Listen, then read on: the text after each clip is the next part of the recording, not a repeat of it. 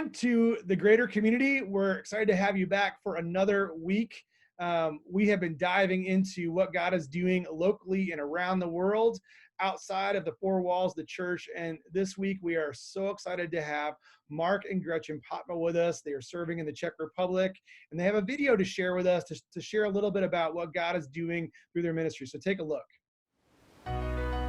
Hello friends, today we'd like to share with you some of the contents of our new ministry brochure. It's been our custom in the past, as we've begun our home ministry assignment, to prepare something that introduces ourselves and the work that we've been doing in Prague during the past 4 years, as well as to set out a vision for what we believe God is calling us to do as we return to Prague. Of course, many of you have been keeping up with all the details of what God has been doing in Prague and praying for us regularly. Thank you. Our ministry focus in the upcoming years will have 4 parts. First, we want to be reaching into new regions where the gospel has not yet been proclaimed. The Czech Republic is still regarded as one of the most non-religious countries in the world. Evangelical believers represent 0.7% of the population. Our strategy is to reach the younger generation of Czechs who are choosing to raise their families in the growing communities outside of Prague. We'll continue to do this through planting new churches, which we believe is the best method of evangelism under heaven. Since 1996, God has allowed us to help establish 4 dynamically growing and reproducing churches in Prague, and we have been indirectly involved in getting 4 more church plants underway. Our vision is to see 4 new churches planted in the districts surrounding Prague by the year 2030. Discipling new believers to become fully devoted followers of Christ is the 3rd part of our focus. As new Christians have come to faith, the church has been ready to take them through discipleship courses in Czech and through preparation for baptism, and many have gone on to lead and to serve in our church and in God's kingdom. We desire that each Christ follower will be a witness for Christ in their sphere of influence, equipped to lead others to faith and to spiritual maturity. And the 4th focus is training new leaders who will carry on the work that Christ began. I've been serving as the administrative pastor of the 7 church network of church planting initiatives. This involves leading, coaching, and supervising assistant pastors, pastoral interns, elders, church planters, and missionaries. Our prayer is that God would place a burden on the hearts of 4 Czech church planters whom we can lead, mentor, and encourage, making use of the resources already available: local biblical and theological education, the pastoral internship program, and plenty of hands-on ministry training and experience. As a couple, we desire to invest in the lives of couples in ministry as they serve together. We'll let you read more details for yourselves, as well as refresh your memory about our background and family and the spiritual and cultural situation in the Czech Republic. As always, we invite you to partner with us in various ways. Some ideas are listed in this email. Click or call if you want more information. And please continue to pray for us, that God will open a door for our message, that we may proclaim the mystery of Christ to the people of the Czech Republic. And so, Mark and Gretchen, we are excited to have you with us this week. Can you tell us a little bit about how did you get to the Czech Republic? What stirred in your heart to lead you into that ministry that you're serving in? Well, this goes back a few years. Both Mark and I were short-term missionaries in the year 1991-92. Mark had gone to Prague to serve, and that was just after the Iron Curtain had fallen in 1989, and everything was new and exciting, and things were open for the gospel. I was serving at that time in France, and after our years of short-term, we were serving separately as singles, and then we came back to North America and both felt that the Lord was calling us to long-term missionary service, and we met at our mission organization's training school in Wheaton, Illinois, and met there, and within a year we were married and looking forward to ministry in the Czech Republic. So did you start out as missionaries, like right out of college? Was that something that God had put on your heart, or did you have a different vocation that God turned? How did that calling into global missions, where did that come from? Both Gretchen and I are glad that we have been part of missions-minded churches, and that both sets of parents were really on fire for world missions. And so that was a great encouragement for us. Both sets of parents used to have missionaries come over after church on Sundays if they were in town. And my parents actually went to Papua New Guinea with all of us when we were teenagers. Okay. And so we both of us have also had short-term missions experience. So it was kind of in your blood, it seems like, as you were growing up a little bit. Tell me about, you mentioned, Gretchen, a little bit about that it was very exciting kind of when the Iron Curtain fell and, missionaries were going into, Eastern Europe and into, the former Soviet Union and places like that. How has that climate kind of changed or evolved since the early 90s to today? How have you seen just the climate for missions and the spiritual climate of the Czech Republic evolve over, I guess, the last 20 years almost? Mm-hmm. There was a great enthusiasm and optimism right after the fall of communism, but that over the years changed to kind of cynicism, kind of sometimes apathy. So now it's been 30 years. And so if you realize that if there are people who are 30 years old, they weren't even born yet. And so it's becoming more and more distant to many more people. And some of the freedoms that the Czechs experience, they often take for granted now. Okay. When you step foot for the first time in the Czech Republic, were people fairly receptive to the gospel? How did you go about starting in a place that had sort of been a closed country to Western missionaries officially for such a long time? How did you get started in that kind of new climate in the early 90s? I was the first team missionary to go to the former Czechoslovakia, and coworkers in the neighboring countries basically said, "You're there to make mistakes, so you're our guinea pig. Take lots of notes." And I made a manual, but at the same time, people were open. I had the opportunity to lead people to faith in Christ, and the idea of church planting, which had been either non-existent or illegal for pretty much 70 years, was something new and exciting that was just kind of restarting, I guess you could say, in the 1990s. So it sounds like there's some openness, there's some excitement. You're stepping in as a guinea pig.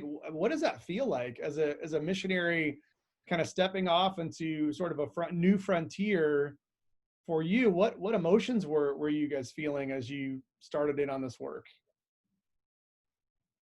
What's interesting is that God placed on both of our hearts a burden to use English as a tool for evangelism.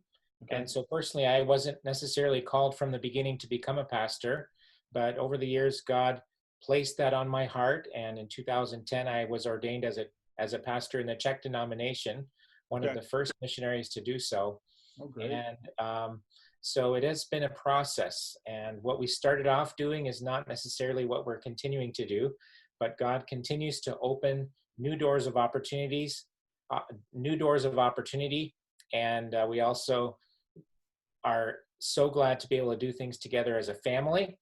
Now that our children are growing and grown, that again will change our ministry to a certain extent. Yeah. So you talk about, you had the ability to make some mistakes and things obviously are changing. What are some of the early lessons that you learned as you both were kind of trying to figure out how to missions? What are some of the first kind of like, oh, we didn't know this coming in, but now this informs the way we need to do ministry? If you think back to the early days when the country first reopened to the gospel, many short-term missionaries would come in, or career missionaries, but they were all learning the culture and language at the same time. And there was probably too much emphasis on preach a sermon on the square through a translator. And quickly that extent wore off of a foreigner coming in and with a message and then leaving again. And one thing that we've really wanted to emphasize is that we're there for the long term.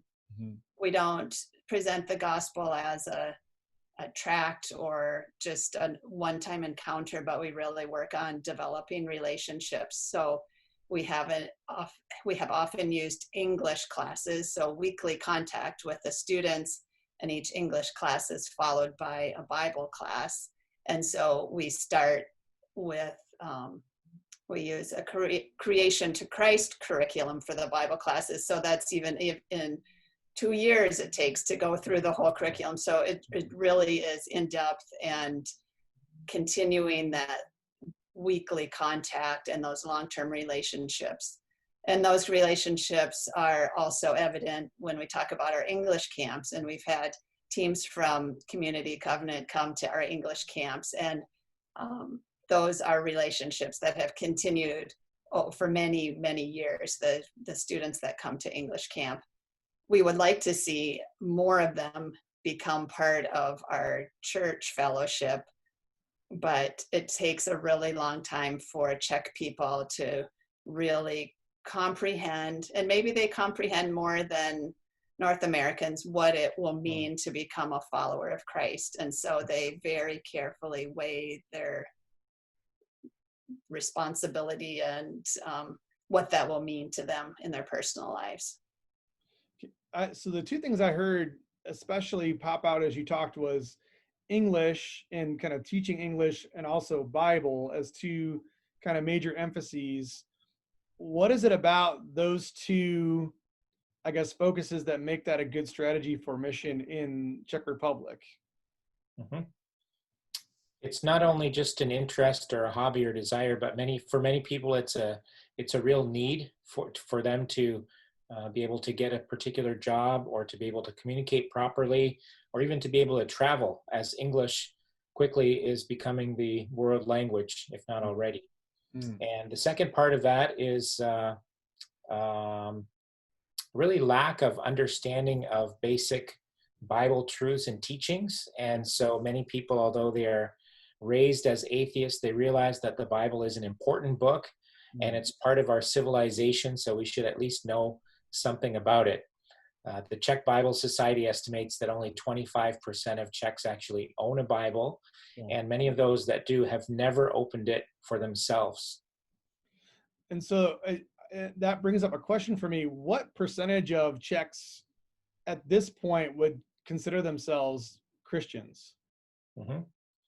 Yeah, it's a very good question. So at this particular point, about 80% of Czechs would claim to be non-religious, agnostic, atheist. Another 10% claim to be Catholics, although only about 5% of Catholics actually go to Mass every Sunday. Okay. And there's a smattering of everything else, including New Age or world religions and the occult. But born-again evangelical believers would represent about 0.5%, or maximum 0.7% of the population. Wow. So then that raises a whole nother question of, so church planting, when you think about church planting in like Kansas City, we're planting churches, but there's churches all down 87th Street that we are located on. You're talking about church planting in a place where a Bible believing church is not something that people are familiar with. It might even be almost like a fascination. So what is maybe unique about church planting in the Czech Republic that would be different from planting a church in, suburban Kansas City? One thing that is surprising for many people when they hear this is that we don't start right away with a Sunday morning service. More importantly for us is Monday through Saturday, reaching out with the gospel of Jesus Christ to the community, meeting the felt needs of the community, finding out how we can get to know them, and also build friendship and trust and relationship. And through that, share the gospel with them. And more than once, we've had the experience where a new church plant has been formed out of new believers from that community. And so oftentimes people will say, when can we meet more often? And we'll say, how about, I don't know, Sunday morning, for example? And so it just becomes a very natural thing that perhaps after a year of outreach, we might start once a month Sunday morning services, which might lead to twice a month, and eventually, even after 4 or 5 years, to have regular weekly Sunday services.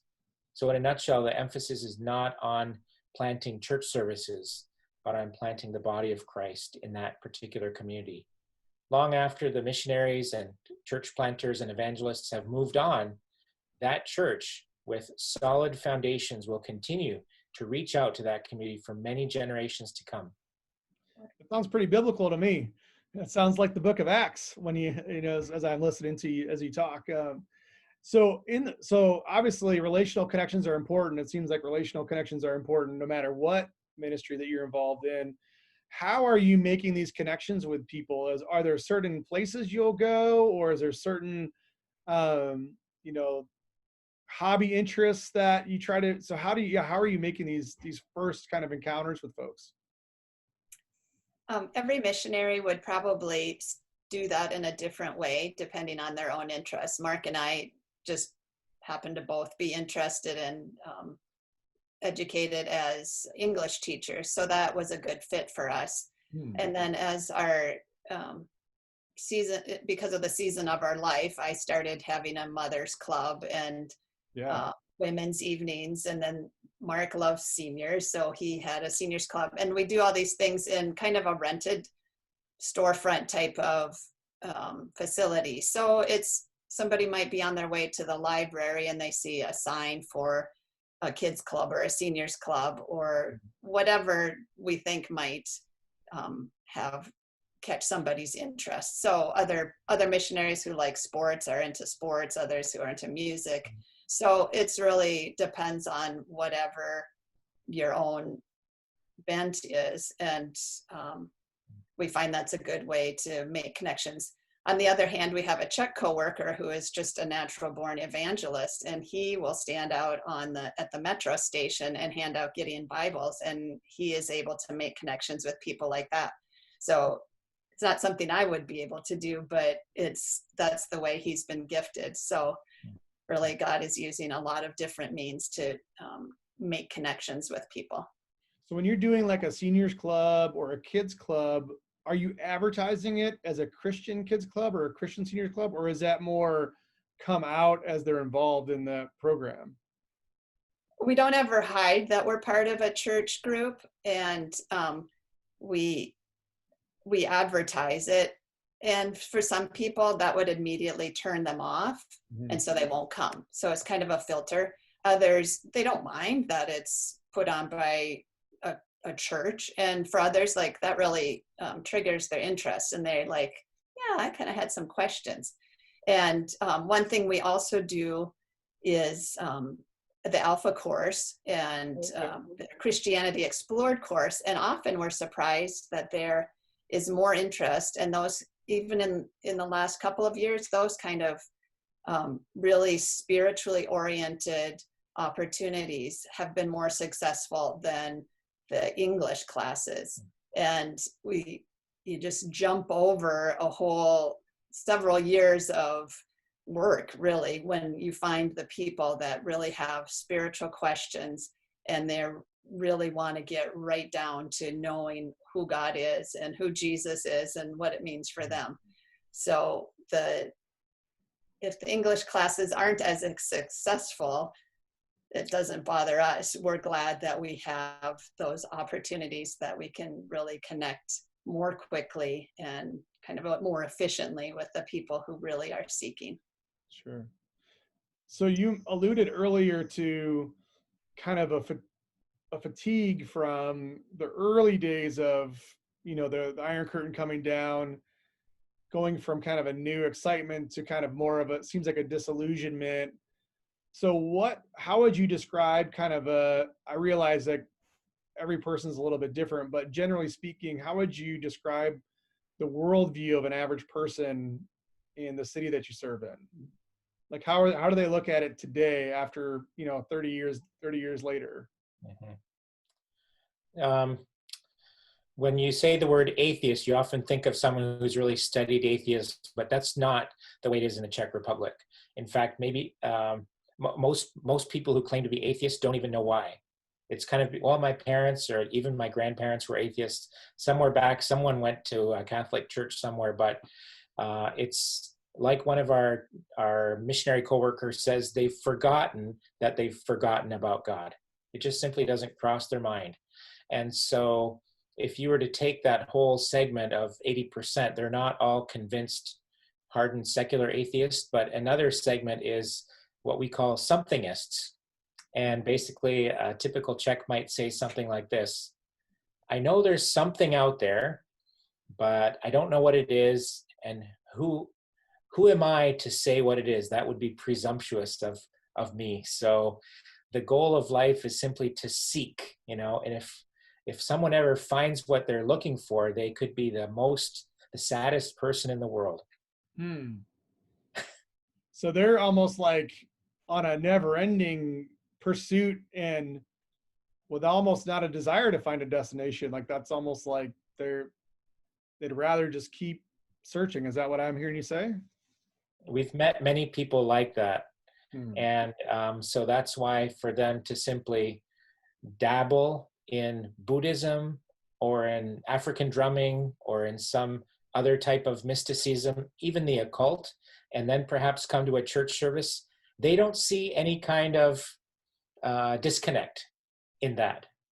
Yeah, so you have, it's almost like, and I think there's definitely parallels in America where you have, a little bit of this or a little bit of that. It's almost like a potpourri of, without seeing, like you say, the disconnect of, well, that worldview doesn't really work together with that worldview because they have some contradictory truth claims. Or so as you are having folks from kind of that background coming into Bible study, what's it like to facilitate a Bible study with individuals who are coming with kind of this potpourri of worldview?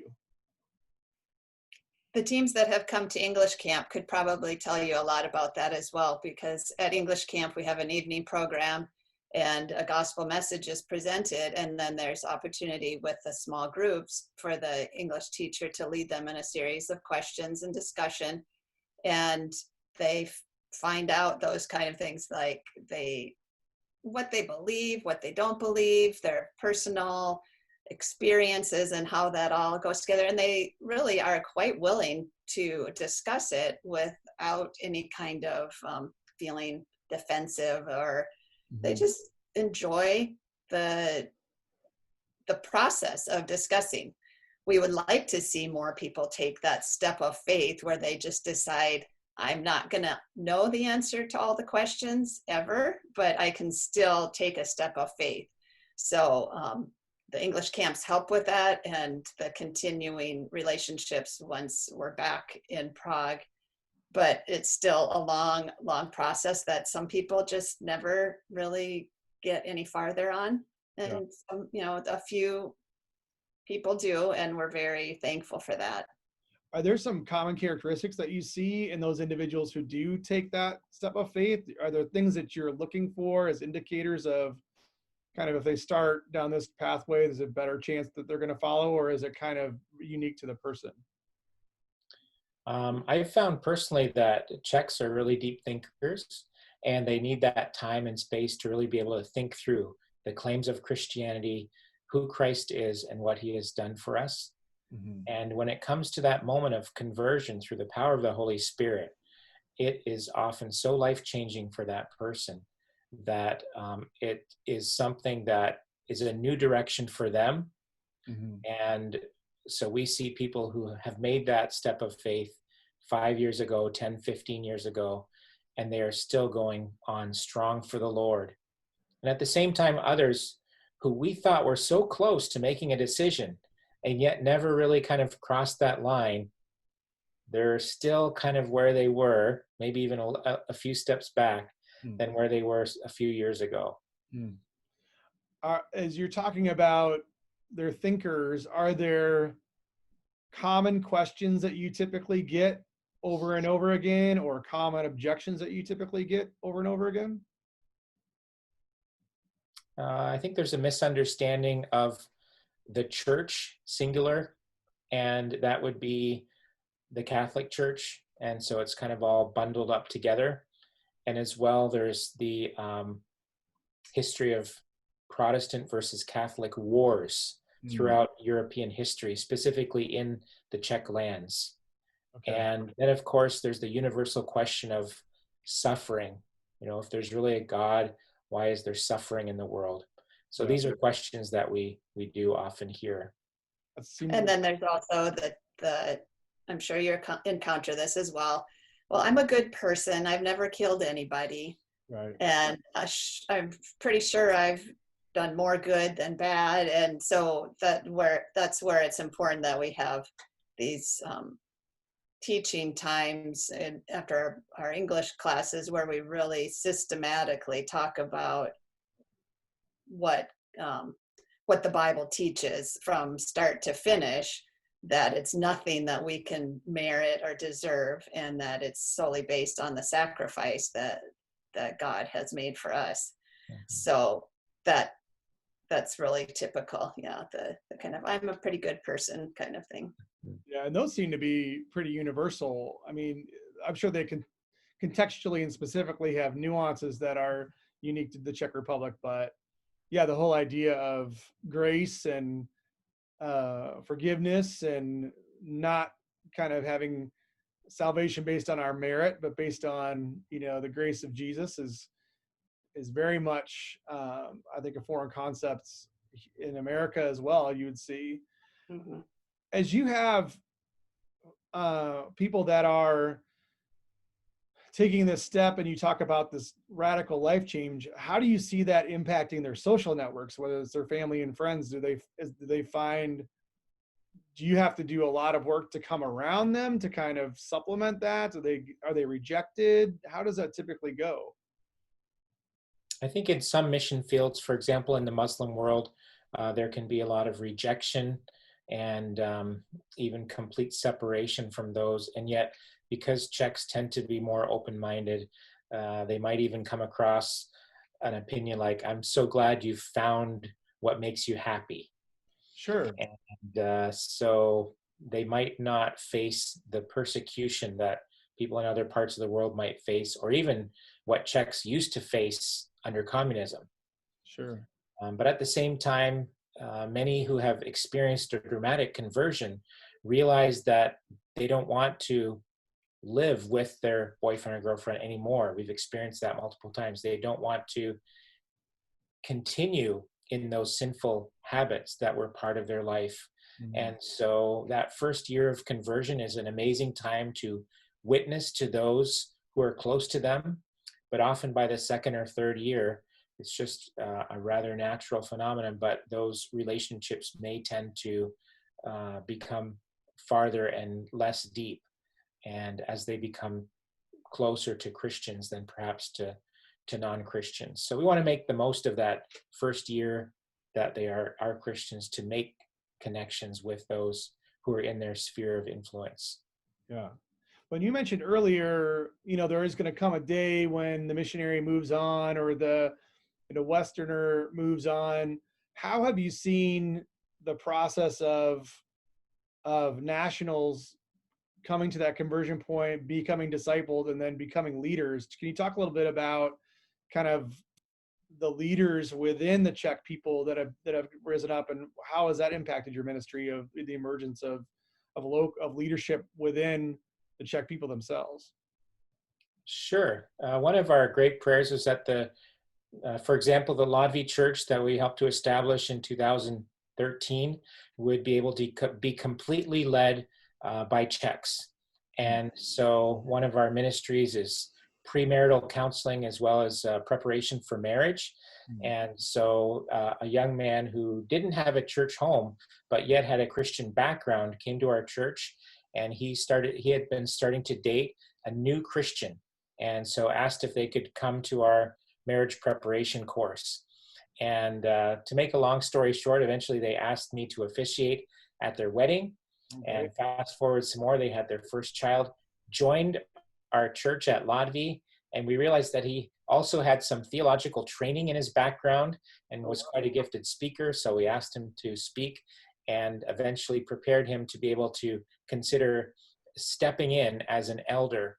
And so now he is serving as one of the 3 Czech elders of the Lodvie Church. And so for Gretchen and me, as we stepped back from that particular church plant, it was a great joy for us to see that it is completely Czech-led without missionary leadership or involvement.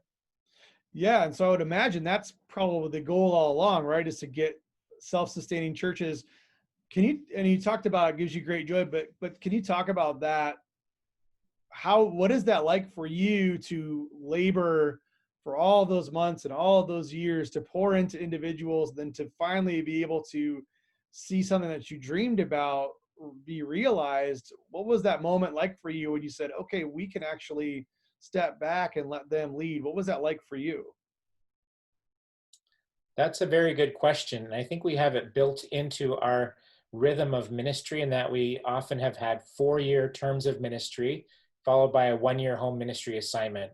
And that's an excellent time to start well before we leave, to hand off ministry to Czechs and reminding them that when we come back in a year, we won't be taking that back. And so it is an extra incentive for us to train them well, and then not to give the expectation that we would pick that up again. But often God has led us, when we begin a new 4-year term, to consider and even to move to a new, unreached, unchurched part of the city of Prague.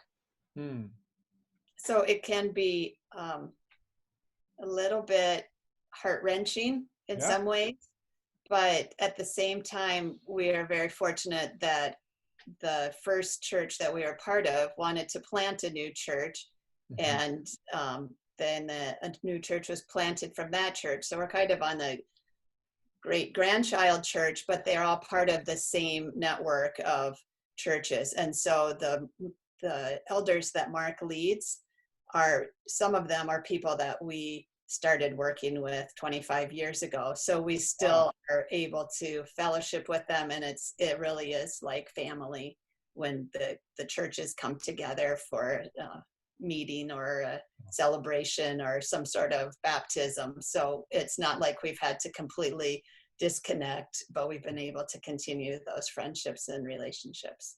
And it's always so encouraging when you're able to see the fruit of your labor. Sometimes you labor for, with a group of people or in a ministry, and somebody else gets to reap the benefits of what you've done. You're more planting seeds and actually harvesting. So, man, how awesome to be able to not only be able to plant the seeds, but water them, see them grow, and then be able to step back and see ongoing fruit, years later. That's fantastic.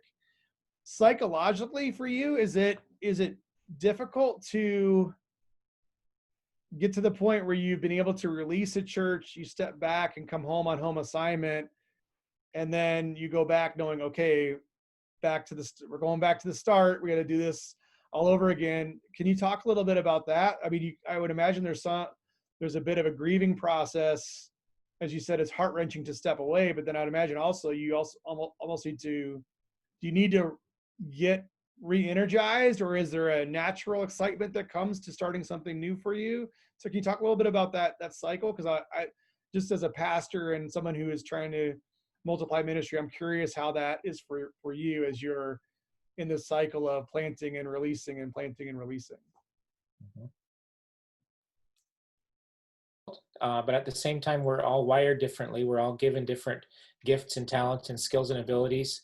And so just to be able to see a little bit farther ahead than perhaps others, or anticipate opportunities, but also anticipate certain obstacles is also a gift. And so God has called certain pastors and elders to stay long-term at a church.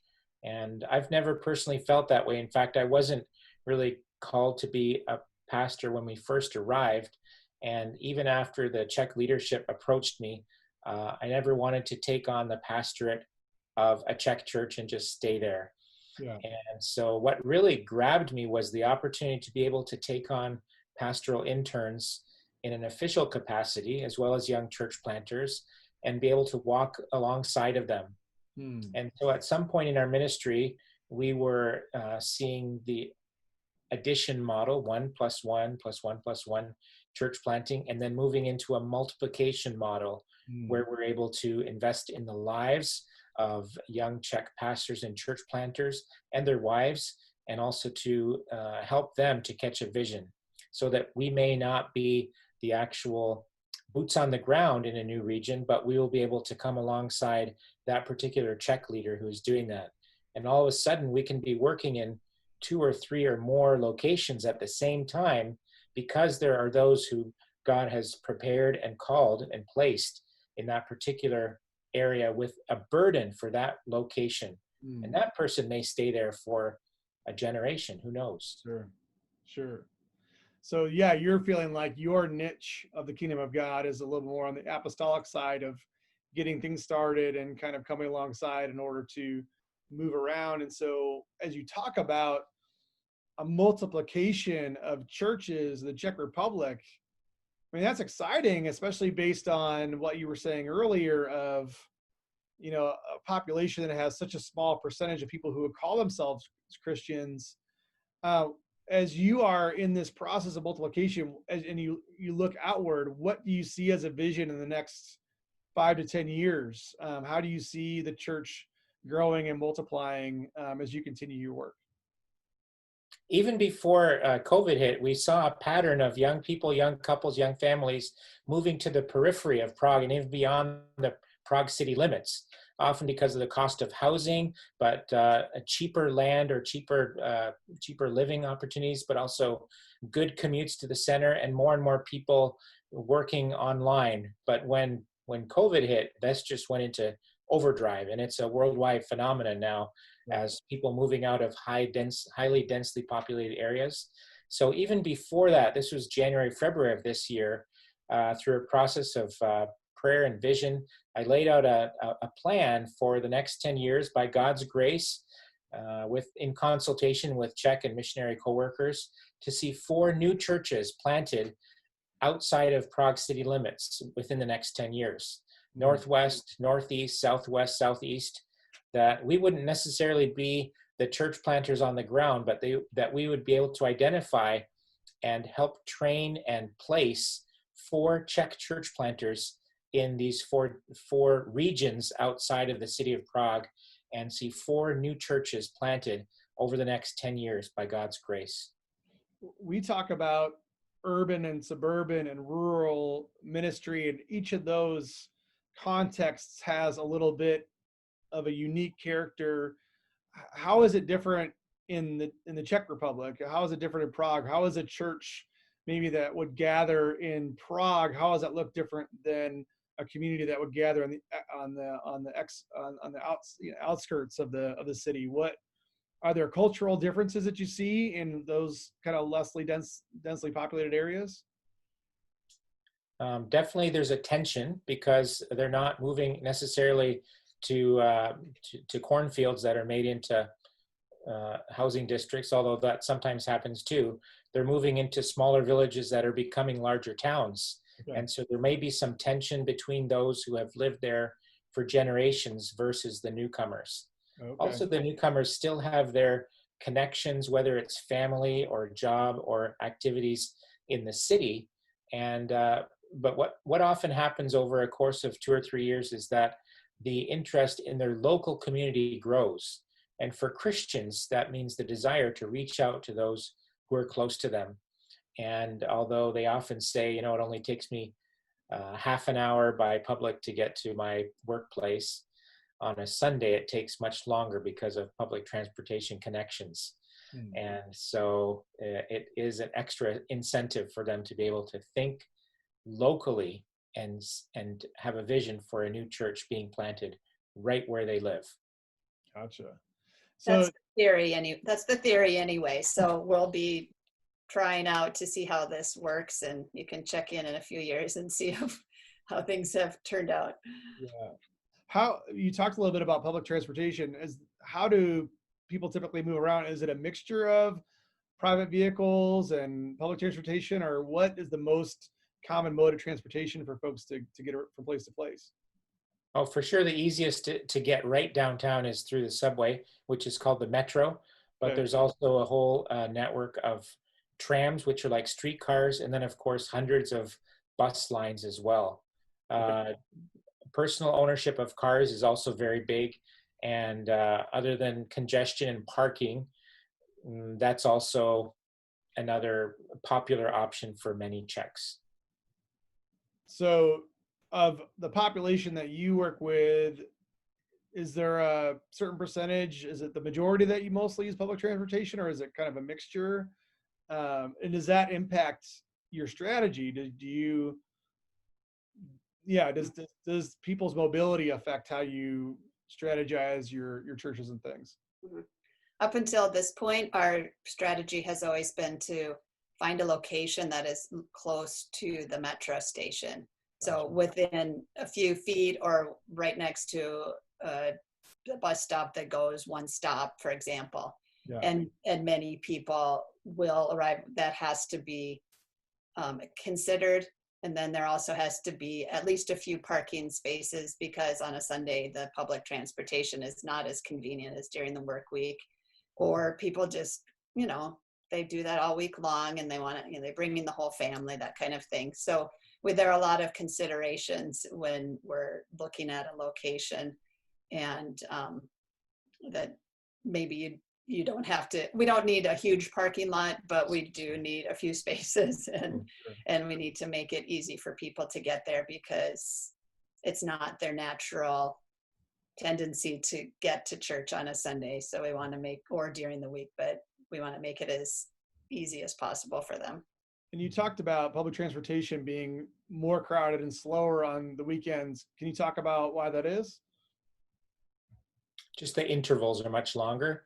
So you could have a subway coming by in rush hour every 45 seconds. Wow. But yet on a Sunday morning, it could be every 10 to 12 minutes. Okay. And that's because on a weekday, people are going to work, but the public transportation system doesn't take into account, we need to make sure people can get to church on Sunday. That doesn't cross their mind one little bit. Right. Yeah, of course. Yeah. And then buses that often run every 3 to 5 minutes on a Sunday could be every 15 to 20 minutes. Wow. Yeah. So we haven't touched on this yet. So when we talk about church planting, can you talk about what a church is like? I mean, I think people think about church services, and I'm interested in that too, but just what does a church community look like? What does a church gathering look like in Prague? Well, first of all, we often say that we need to drop 1 or 2 zeros on the number of people who attend. So if a typical church in North America would be 200 people, then 20 is a typical size in the Czech Republic. So it's usually a much more personal, smaller gathering, and you would tend to know everybody who's attending. And also Czechs are kind of people who, I would say, they wouldn't gravitate towards large gatherings or big mass things. So once your church starts to get a little bit bigger and they can't, they don't know everybody who's there anymore, then it starts to feel more uncomfortable for them. So that's also part of first having new church plants in new locations, is because, for one, it's closer for people to get to, and they don't have to be all traveling to one location, but also it just feels more comfortable and less intimidating to come into a group of 20, 30, 40 people than 400. So sure. Then that has served us well during this time of the coronavirus, because when churches opened again, or when things are starting to open again in the spring, could have 15 people. Well, in a couple of our locations, that meant almost everybody could come back to church on the first Sunday. And as the numbers went up, then, the locations that were a little larger could open up, and just made it a lot less, the logistics of getting things going again was a lot easier for us than here in North America, where there are such large churches. Yeah, and I know in our tradition as Covenanters, the sermon is really the centerpiece of a Sunday morning gathering. Is that the same in Prague, or I know some other traditions like more charismatic traditions, sometimes, you have really long worship sets, or songs can go longer and more. How does that work? What is the emphasis in the worship? What I guess consumes most of the time? How does that look? Someone coming to the Czech Republic to a Czech church would find a lot of similarities as well. Focus on emphasis on the preaching, solid preaching from God's word, but also worship. And then again, we have many different denominations, but you'd find the churches that we plant are very similar to the covenant churches. Okay. I think a difference would be that it's very common to have a time of sharing and testimony immediately followed by a time of prayer. Sure. And once you get to a church that's 50 to 60 people, that gets really difficult. Right. But when you're at 20, 30, up to 40, it feels a lot like family. It doesn't drag too long, really. It just seems like it's a natural part of the service, and it's not something that the missionaries thought up, but it's really important to Czech believers as well to be able to share. Someone will stand up and share an exciting testimony or perhaps a prayer request, and will be followed by several people who will just simply spontaneously during that prayer time in the service to pray for that particular person. And I find it's really not something that would turn seekers away necessarily, but in fact, they would kind of be strangely warmed by this facet of the service where people are open, they're vulnerable, they are sincerely caring for the needs of each other and praying for each other. So it's very meaningful, and it's not at all kind of like a rote tradition or liturgy, but it's really from the heart. It's very natural. Yeah, I was wondering with your dynamics of being, in the 20s, it provides a different opportunity than a church of 300 where you have to preach, in a very kind of lecture style and you can't be quite as interactive because it's just too big. Where I would imagine, if you've got a strong value on everybody knowing everybody and being familiar with each other, it would seem like it would be very easy to kind of build that intimate community, and then that does provide different opportunities for you, I would imagine. So you mentioned COVID, and we haven't talked about COVID very much yet. Nobody really wants to talk about COVID, but I wonder, how did it impact what you were doing, and how did you adjust when the pandemic hit Prague, when the pandemic hit the Czech Republic? It was a shock for everyone around the world as all of a sudden everything was shut down. And so the Czech churches were no exception, with the exception that the Czech government completely forgot about churches. And so it was up to some of the church representatives to say, hello, you forgot about us.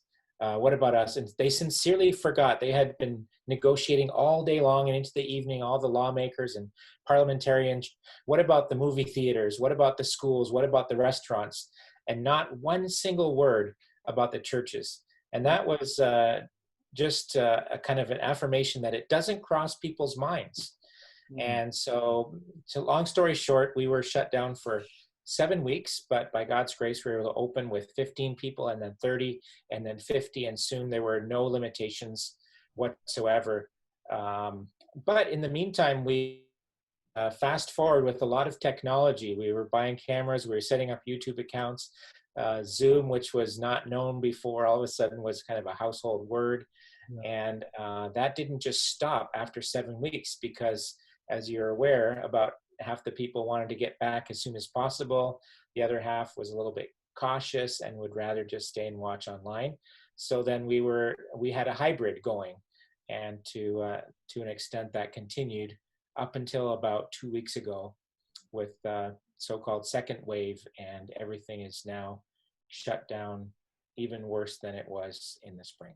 Yeah, and we're potentially facing that here in the States as well. So we're kind of praying that maybe something different will happen. But yeah, it's definitely a challenge for the church worldwide to still have some semblance of a community, but yet trying to socially distance and do the things that we're trying to do to stay safe. And that's certainly a big challenge. You mentioned home assignment, and I'm sure that there are at least some who are watching or are listening that are unfamiliar with what a global missionary does or unfamiliar with what a home assignment entails. So can you talk a little bit about the rhythm that you have set up with teams of the 4 years on and then the 1 year of home assignment, some of the philosophy behind that, and then what are you trying to accomplish while you're home on home assignment? And as you mentioned, our pattern has been 4 years serving in our context and then coming back to North America for a year. When our kids were younger, that was really important to value for us, that we'd be back in North America for a year so they could be in an English speaking school for an entire school year. As our kids are now coming to young adulthood and are more on their own, when we return, we'll probably be doing more like a year and then coming back for a month or two. But regardless of the length of time, it's still the same purpose that we want to reestablish the connections that we have with churches that have been supporting our ministry. And it's, as we all know, meeting somebody in person is really still important. And so it's our goal to be able to connect with people, to visit the churches that support us, and to just so that people can see who we are once again, and not just read a letter or see an email from us, but to see who we are. So with the COVID, that's been more of a challenge. So we're really thankful for opportunities like this where we can talk to you, even though it's online. It's great that we can still be communicating the message of what is going on in the Czech Republic and also what is going on around the world, that God is still working, and missions is still something that he calls all of us to be involved in some way. And then the other aspect is just some rest, some kind of time to for education, if there's something else that we want to be working on, kind of get away from the ministry situation and take a break. And then we've also found that it's good for the people that we're working with in our churches to have us step back and them to step forward and to find out that they can do the things that we had been doing for the most part. And that said, every time we go on home assignment, things are all planned out, and this person will do this and that person will do this, and this is how it's going to go while we're away. And something always happens, and once again it's happened that the coronavirus has hit. And again, we thought when we left in June, we're done with that, they're ready to move forward, but now we're kind of back in to it. And so they had those systems in place, and the Czech Republic was back into complete quarantine lockdown about a week ago, and Mark got a Skype call coming in, and it was the Monday night Bible study group, and he was on that list. And so they called up, and we were able to say hello to everybody and give them encouragement and say we're praying for them. So it's really great that the connections that still continue even being away. Yeah. And you mentioned kids. How has it been for them growing up, in the Czech Republic, and then kind of getting a taste of North America every so often? How has that been for them? Yeah, we kind of have three countries really, because they were all born in the Czech Republic. But at the same time, our home ministry assignments were often based in Canada. And so that's kind of more or less where they each are settling for higher education, potentially career. But they absolutely love coming to Minnesota, and we've been to Kansas many times as well. And so that aspect of it is also exciting for them. And the worst question you could ask is, where do you like it the best? What's your favorite? Because they just simply can't answer that question. And so right now we're just praying that God will continue to lead them. We're so proud of them, and also for the way that they're going on for the Lord and involved in our local church and ministry. And if God calls one or more of them into full-time cross-cultural ministry in the future, we'll just be thrilled. And if they're called to some other local vocational ministry or vocational job, we'll be thrilled as well. So that's all tied in with parenthood. Yeah, absolutely. Absolutely. Yeah, I've got my oldest is a freshman in college this year, and my youngest is a junior in high school. So we're on the same journey as well. Yeah. So you're talking about having them come to an English speaking school. So that must mean they learned how to speak the Czech language as well, right? As they're growing up. And so are they all bilingual at this point? Yeah, they're very much bilingual, and people would discover that they weren't Czech. Their classmates would discover they weren't Czech when mom showed up at school and said something in Czech, and they're like, "Where are you from? What kind of Czech is she speaking?" Yeah. So they are very good in Czech. They just, being part of the church from the time they were born, they really felt at home and comfortable with people speaking in Czech, and then they just went to local schools. We felt that was important for them to be as much as part of the culture as they could be. And we're very fortunate. It's not always the case that every missionary kid is able to manage learning English and the language of the country where they're living. So we've just been really grateful to the Lord that they managed that well through all the transitions of going back and forth. And they really feel like it's been a benefit to them, and they have a positive attitude about those changes that they've weathered through their growing up years. And I think it really brings them together as siblings, that they share these memories, and they can, they know these words, and they have these experiences that are common to the four of them, really. And so that really is a bond for them. So it's fun to watch them grow up and talk about the experiences that they had in Czech schools and in the Czech context, and how that, comparing that to North America, well, some of those things were kind of different, but they're all part of their experience and their childhood. Is it almost strange for them to be in an environment where the majority of people are speaking English? Does it take a minute to say, wait a minute, I'm used to hearing Czech all the time, and now I'm hearing English all the time? Is there an adjustment period that happens when you, and maybe even for yourselves as you're coming back and forth? Our youngest daughter started grade 11 in September, and she was able to go back to school in person. And she came home and she said, my English teacher started talking, and for a minute I was thinking, why is she speaking English and not Czech? And I said, or not speaking English with a Czech accent. And she quickly adjusted, and they have been, and the adjustment happens quite quickly when you're back in the situation. But yeah, they do sometimes stop to marvel at that. Yeah, it must be a little bit surreal almost to kind of make that change. Yeah. So these conversations go very fast. Our hour is almost up, but I wanted to give an opportunity for those who are listening or watching. So this is available on YouTube, but it's also available in podcast form on Apple Podcasts and Spotify as well. And so if there are those who are, they've heard something that kind of has grabbed their interest and they want to learn more, where can they go to learn more about your ministry and what you're doing and what Teams is all about? Mm-hmm. We have sent to Community Covenant Church an envelope full of these brochures.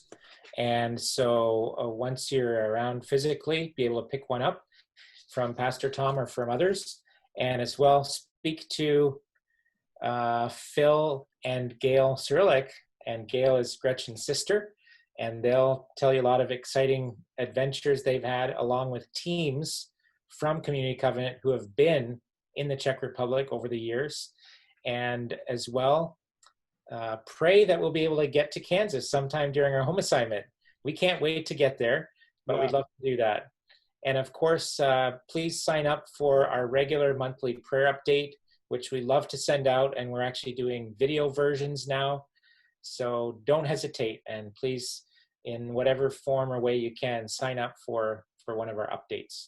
Is there a, how do they sign up for that? Is there a link that they need to go to? Is there an email address they should email if they want to sign up for those updates? The easiest would be just to write to us at potma@gmail.com and tell us that you'd like to receive our updates, and we'd be thrilled to put you on our list. Excellent. We will do so. Well, again, thank you so much for your time. I'm glad we were able to see you at least in this format. And for all of you who are watching or listening, thank you so much for joining us for this episode as we continue to learn about what God's doing in the greater community. We'll see you next time.